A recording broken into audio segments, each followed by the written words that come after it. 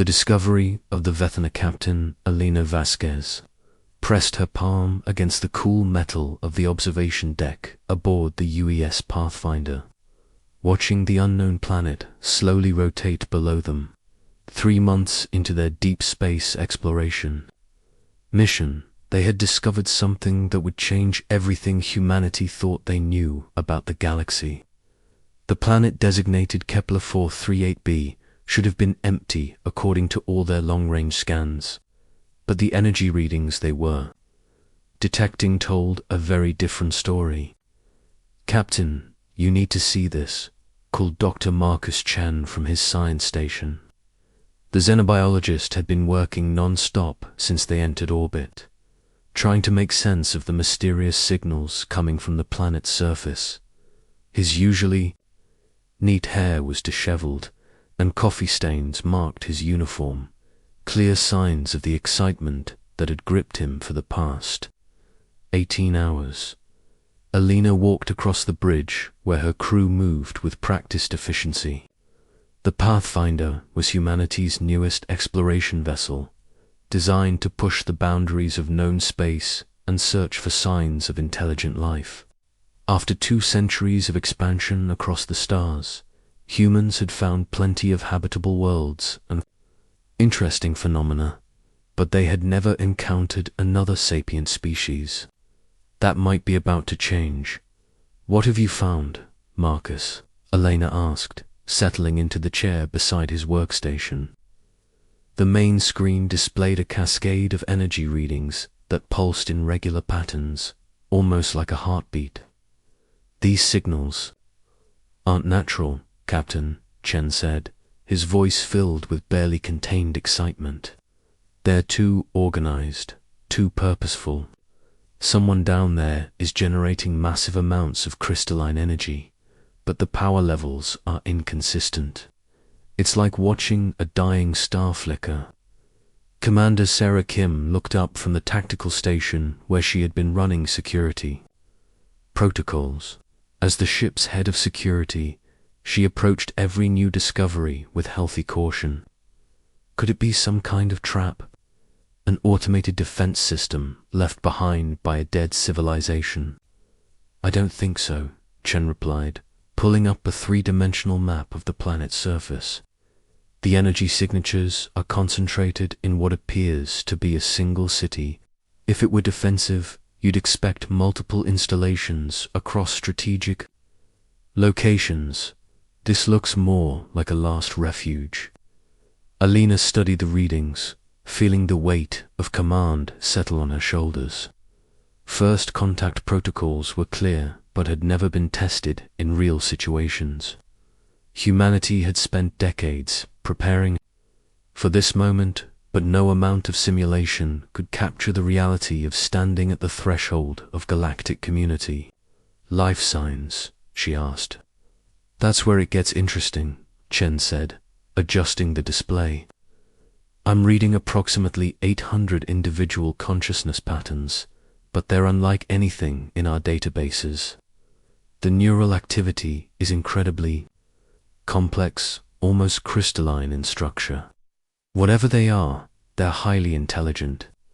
Through the viewport, Elena could see the planet's northern continent where ancient-looking spires reached toward space like grasping fingers.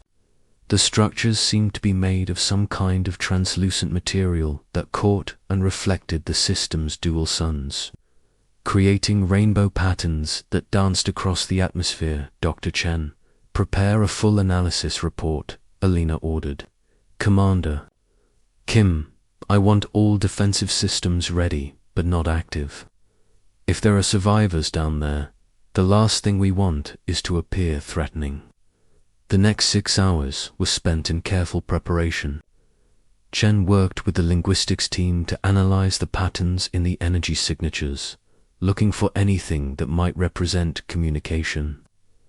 Kim coordinated with the security department to prepare for multiple scenarios, from peaceful contact to hostile encounter.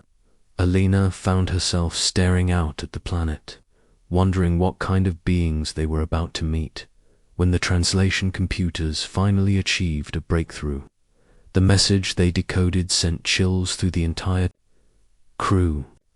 The signals weren't random energy discharges, but a continuous broadcast, transmitted on frequencies that suggested the beings were trying to reach across vast distances of space.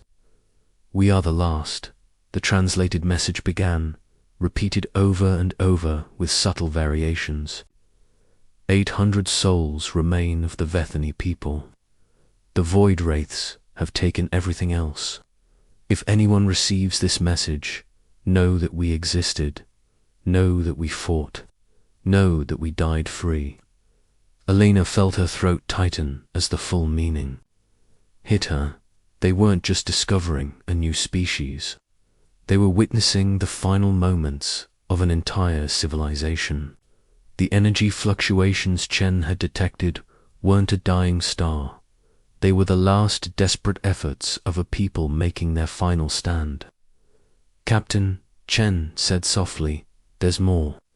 I'm detecting traces of another energy signature in the planet's atmosphere, something that doesn't match the crystalline patterns of the Vethany. It's dark, consuming. I think whatever they're fighting is still down there."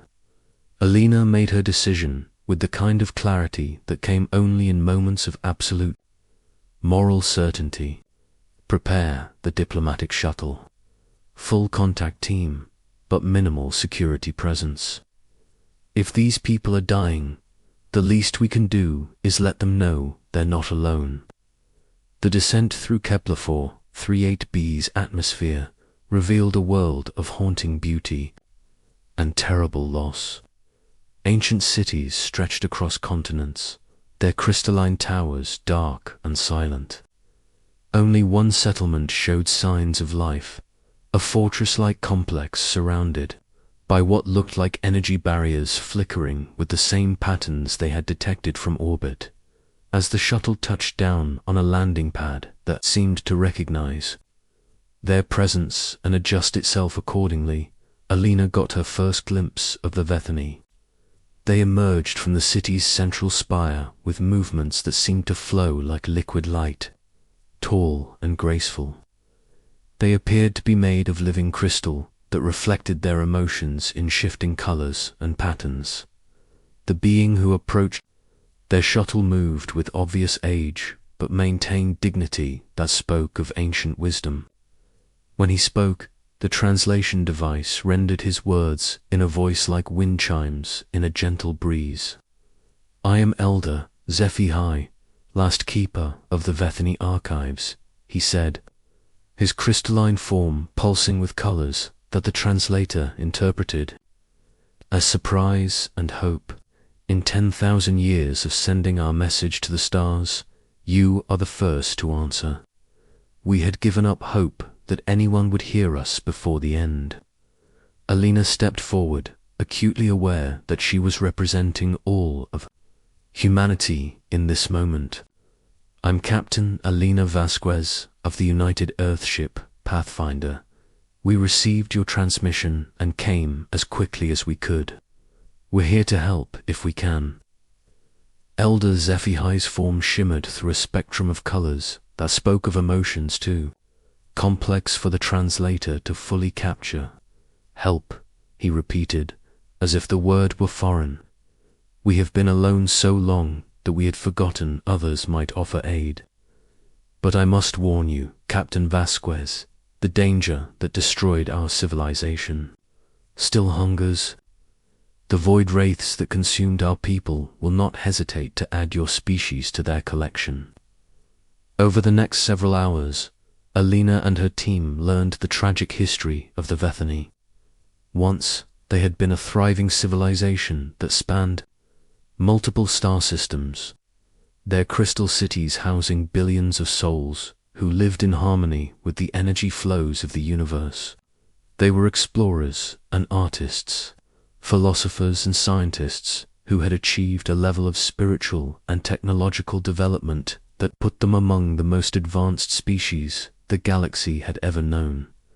The void wraiths had come from the deep spaces, between galaxies, entities of pure hunger that consumed not just matter and energy, but consciousness itself. They were parasites on a cosmic scale, drawn to intelligent life like moths to flame. When they found a civilization, they would slowly drain it of everything that made it unique, leaving behind empty husks that remembered nothing of what they had once been. They do not kill quickly, Elder HFY explained as he showed them through the archive chambers where the history of his people was preserved in crystalline memory matrices. They prefer to feed slowly, savoring the fear and desperation of their prey. My people fought for 3,000 years, watching our worlds go dark one by one as the wraiths consumed everything we had built. Dr. Chen examined the energy readings from the city's defensive systems, his face growing pale as he understood the implications. Captain, these barriers are holding back something massive. The energy signatures I'm detecting beyond the perimeter are unlike anything in our databases. Whatever these void wraiths are, they're not bound by the same physical laws that govern normal matter. Elder HFY confirmed Chun's fears. They are beings of the void between realities, given form by their hunger for consciousness. Your weapons would pass through them like light through glass, but their touch can drain the life from stars themselves. We have held them back with our crystal song, the combined will of our people made manifest, but we grow weaker with each passing year. As if summoned by their conversation, the city's warning systems began to pulse with urgent light. Through the transparent walls, Alina could see shapes moving in the darkness beyond the energy barriers, writhing masses of shadow that seemed to absorb light itself, punctuated by points of malevolent intelligence that burned like dying stars. They know you are here, Elder HFY said, his form flickering between hope and despair. Fresh consciousness calls to them like blood calls to predators. Captain Vasquez, you must leave immediately. Take word of our people back to your civilization, and warn them. Do not let the galaxy forget that the Vethany existed. But Alina was already shaking her head, her jaw set with the kind of determination that had carried humanity across the stars. We're not leaving you to face this alone. There has to be a way to fight them. No, the elder said, his crystalline voice heavy with the weight of millennia. We have tried everything. Our greatest warriors, our most powerful crystal singers, our most brilliant scientists, all have fallen to the wraith's hunger. 800 is all that remains of 10 billion souls. Alina looked out at the writhing darkness pressing against the barriers, then back at the elder whose people had fought impossible odds for 3,000 years without surrendering. In that moment, she understood what it meant to be human in a universe that seemed determined to crush hope wherever it appeared. Elder HFY, she said, her voice carrying the authority of someone who had never learned how to quit. You've been fighting alone for 3 millennia, but you're not alone anymore. Humanity stands with the Vethany. Asterisk the Alliance and final stand. The emergency session aboard the UES Pathfinder had been underway for 6 hours, and Captain Alina Vasquez could see the exhaustion and concern on every face around the conference table. The transmission she had sent back to Earth Command had reached the Fleet Admiral just 12 hours ago, and Admiral Rebecca Stone's response had been swift and decisive. Let me make sure I understand the situation correctly, Captain, Admiral. Stone's holographic image flickered slightly due to the vast distance the communication had to travel. You've discovered the last survivors of an ancient alien civilization, being hunted by entities that consume consciousness itself. And you want to commit our entire exploration fleet to help them fight an enemy that has already destroyed their people for 3,000 years. Alina spread her hands on the polished table surface, feeling the weight of the decision she was asking humanity to make. Around her, the senior staff of the Pathfinder waited for her response. Dr. Chen had dark circles under his eyes from analyzing the void wraith energy signatures. Commander Kim looked grim as she reviewed tactical assessments that painted an increasingly desperate picture. Admiral, the Vethani have been transmitting their message across the galaxy for 10,000 years, hoping someone would hear them before the end. We're the first species to answer their call. If we walk away now, we're not just abandoning 800 innocent beings, we're proving that the universe is exactly as cold and empty as the void wraiths want it to be. Admiral Stone was quiet for a long moment, studying the data packages Alina had transmitted. At 62, she was one of humanity's most experienced fleet commanders, and had guided the species through its expansion into the outer colonies. Her weathered face showed the kind of wisdom that came from making difficult decisions in the darkness of space. The cost would be enormous, the Admiral finally said. We'd have to mobilize every ship in the exploration fleet, redirect resources from colony development, and risk everything we've built over the past 50 years. And according to your tactical analysis, Commander Kim, our conventional weapons are useless against these entities. Commander Kim nodded grimly. That's correct, Admiral. The void wraiths exist partially outside normal space-time. Our plasma cannons and missile systems would pass right through them.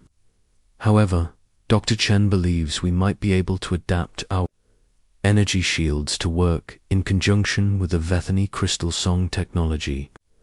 Dr. Chen leaned forward, his excitement visible despite his exhaustion. Admiral, what the Vethani have achieved is remarkable. They've learned to weaponize consciousness itself, turning their collective will into a barrier that can hold back entities from outside reality. If we can integrate our power generation systems with their crystal matrices, we might be able to create something neither species could achieve alone. Alina watched Admiral Stone's expression carefully, knowing that the decision resting on her shoulders would define humanity's place in the galaxy for generations to come. Through the conference room's viewport, she could see the surface of Kepler 438b, where 800 crystalline beings continued their ancient vigil against the darkness, still believing they fought alone. There's something else you should know, Admiral, Alina said quietly. The Vethani aren't just fighting for their own survival. Elder HFY showed me their historical archives. The void wraiths have consumed at least 12 other intelligent species in this sector of the galaxy. If they finish with the Vethani, they'll start spreading outward, looking for new prey. Eventually, they'll find Earth. The silence that followed was filled with the hum of the ship's systems and the weight of implications that stretched across the stars. Admiral Stone closed her eyes for a moment, and Alina knew she was thinking about the billions of humans living on Earth and the colony worlds, unaware that their future might depend on a decision being made in the darkness between the stars. Captain Vasquez, Admiral Stone said, opening her eyes with the kind of clarity that came only in moments of absolute moral certainty. You have authorization to commit whatever resources are necessary to assist the Vethani. I'm dispatching the 4th Fleet to your location immediately. We'll arrive in 72 hours. The next 3 days passed in a blur of preparation that transformed the dying Vethani city into something resembling hope. Admiral Stone arrived. With 18 ships, including heavy cruisers, support vessels, and the flagship UES Defiance. More importantly, she brought 800 volunteers who had insisted on joining the mission, despite knowing they might never see home again. Lieutenant Jake Morrison was among the pilots who transferred to the Pathfinder, a young man with steady hands and the kind of reckless courage that made him perfect for flying in impossible situations. "Captain," he said as he reported for duty, "my grandmother always told me that humans were meant to be the ones who show up when everyone else has given up hope. Seems like a good time to prove her right." The integration of human and Vethany technology proved to be more challenging than anyone had anticipated. The crystalline matrices that powered the Vethany defenses operated on principles that seemed to bridge the gap between science and spirituality, requiring not just technical knowledge, but a deep understanding of consciousness itself. Dr. Chen worked alongside the Vethany crystal singers, learning to harmonize human neural patterns with the alien energy flows. "It's like learning to sing in a language that doesn't use words," he explained to Alina during one of their brief breaks. "The Vethany don't just operate their technology, they become one with it. Our minds work differently, but there might be a way to bridge that gap." The breakthrough came when crystal singer Mora, the youngest of the surviving Vethany, suggested that humans and Vethany work together in linked pairs. The alien's crystalline form pulsed with colors that the translator interpreted as excitement and determination as she explained her idea to the mixed group of scientists and engineers. "Human consciousness is like fire," Aethmora said, her voice carrying harmonics that seemed to resonate in the listener's bones. "It burns bright and reaches in all directions, seeking to transform everything it touches. Vethany consciousness is like crystal, clear and focused, able to channel energy with perfect precision. Together, we might create something that neither species could achieve alone." The first test of the integrated systems took place just as the Void Wraiths began their final assault. The entities seemed to sense the arrival of the human fleet and had abandoned their patient siege in favor of an all-out attack. Beyond the city's barriers, the darkness writhed with malevolent intelligence, pressing against the crystalline defenses with increasing desperation. "All stations, this is Admiral Stone," came the voice over the communication system. "The Vethany have been holding the line for 3,000 years. Today, they don't stand alone. All ships, coordinate with the crystal singers and prepare to show these entities what humanity is made of." Alina stood on the bridge of the Pathfinder, watching as human ships took position around the Vethany city. Each vessel had been modified with crystal matrices provided by their alien allies, their shields now pulsing with the same harmonious energy that had protected the last refuge for so long. The sight was beautiful and terrible, a fusion of technologies that represented the birth of something entirely new. "Captain," Commander Kim reported from her station. "All ships report." "Ready?" "The Vethany crystal singers are in position and synchronized with our power grids. Admiral Stone is requesting permission to begin the counterattack." Alina looked out at the writhing mass of void wraiths pressing against the barriers, entities that had consumed entire civilizations and left nothing but empty space in their wake. For 3,000 years, they had slowly devoured everything the Vethany had built, feeding on fear and despair as much as on consciousness itself. But today was different. Today, they faced something they had never encountered before. Two species standing together, refusing to surrender, refusing to let the darkness win. "All ships," Alina said into her communicator, her voice carrying across the combined fleet, "engage the enemy. Show them that consciousness isn't something to be consumed, it's something to be celebrated." The battle that followed would be remembered in both human and Vethany history as the day the galaxy learned that some things are worth fighting for regardless of the cost. Human ships moved with the aggressive tactics that had carried their species across the stars, while Vethany crystal singers channeled energy with precision honed by millennia of desperate defense. Together, they created something that neither species could have achieved alone. Lieutenant Morrison's fighter squadron dove through the mass of void wraiths, their ships trailing crystalline energy that burned through entities that had been considered invulnerable. "These things don't like it when prey fights back," he reported over the communication channel, his voice filled with the kind of grim satisfaction that came from turning the tables on a bully. Dr. Chen, linked with Crystal Singer, Eighth Mora in the city's central spire, felt his consciousness expand beyond anything he had ever imagined.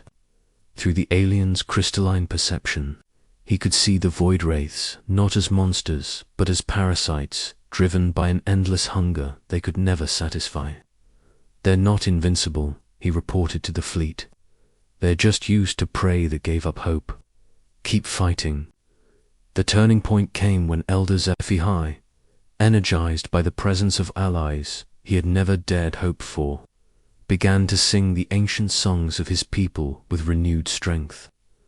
The crystalline spires of the city resonated with harmonics that hadn't been heard for centuries, and for the first time in 3,000 years, the Vethany went on the offensive.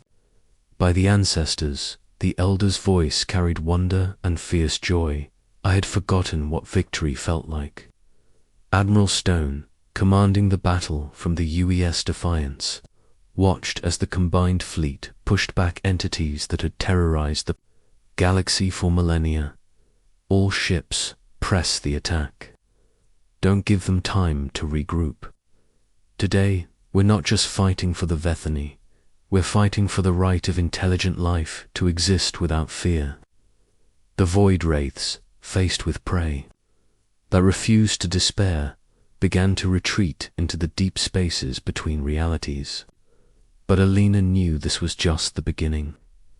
There would be other battles, other species that needed allies, other chances to prove that consciousness was stronger than the hunger that sought to devour it as the last of the entities faded back. Into the void, the combined human and Vethany fleet found itself, floating in space that had been cleansed of a darkness that had lasted for millennia.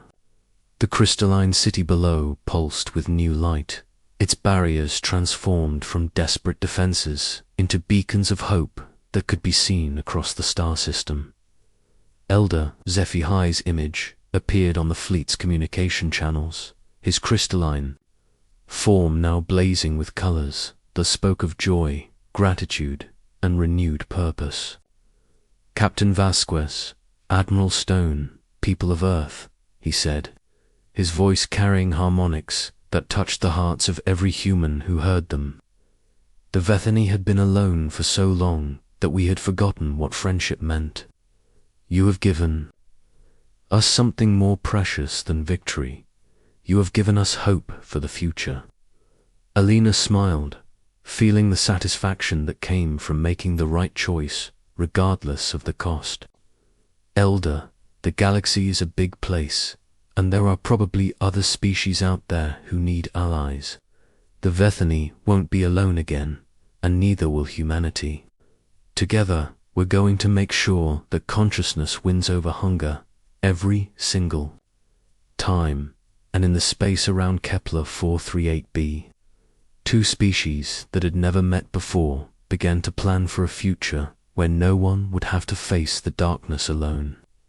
The galaxy had learned that humanity had arrived, and they had brought with them the most powerful weapon in the universe, the refusal to give up on each other, **.